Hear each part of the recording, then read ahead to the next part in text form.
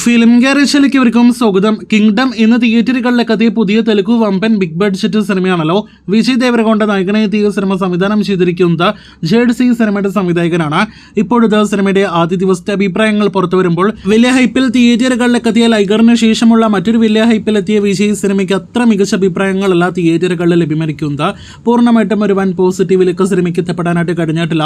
ആദ്യ പകുതിക്കെല്ലാം തന്നെ മികച്ച അഭിപ്രായങ്ങൾ, ഇന്റർവെല്ലിനടക്കം മികച്ച അഭിപ്രായങ്ങൾ ലഭ്യമായ സിനിമയ്ക്ക് രണ്ടാം പകുതി താഴെ പോയതോടെ ആകെ മൊത്തത്തിൽ ആവറേജ് എബോ ആവറേജ് ഡീസന്റ് അഭിപ്രായങ്ങളിലേക്ക് സിനിമയ്ക്ക് എത്തപ്പെടാനായിട്ട് കഴിഞ്ഞിട്ടുള്ളൂ. സ്ക്രീൻ പ്ലേ എല്ലാം തന്നെ വളരെ മികച്ചതാക്കാനായിട്ട് സംവിധായകൻ ശ്രമിച്ചെങ്കിലും പാളിയിട്ടുണ്ട് എന്ന് തന്നെയാണ് അഭിപ്രായങ്ങളിൽ നിന്ന് വ്യക്തമാകുന്നത്. വിജയുടെ സിനിമയിലെ സ്ക്രീൻ പ്രസൻസ്, ഒപ്പം തന്നെ വിജയുടെ പെർഫോമൻസ്, സത്യദേവിന്റെ പ്രകടനം, അതുകൂടാതെ അനിരുദ്ധിന്റെ സംഗീതം, ടെക്നിക്കൽ മികവ്, മേക്കിംഗ് മികവ് എല്ലാം തന്നെയാണ് കിങ്ഡം സിനിമയിലെ പ്രധാന പോസിറ്റീവ് ഘടകങ്ങൾ. ഇനി മലയാളത്തിൽ നിന്നും ഈ സിനിമയിലേക്ക് എത്തിയ വെങ്കിക്കാണെങ്കിലും ഭാഗ്യശ്രീ ബോസ് എന്ന സിനിമയിലെ നായികയ്ക്കാണെങ്കിലും അധികം സ്ക്രീൻ സ്പേസ് ഒന്നും തന്നെ സിനിമയ്ക്ക് ലഭ്യമായിട്ടില്ല.